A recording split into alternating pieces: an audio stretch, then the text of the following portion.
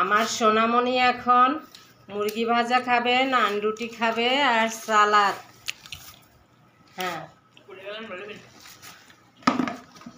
এই যে সাথে মজাও আছে। নাও রুটি দিয়ে খাও।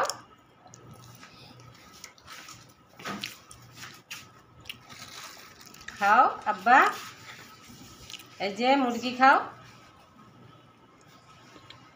তুমি কি খাচ্ছ? রুটি, নান রুটি খাচ্ছ?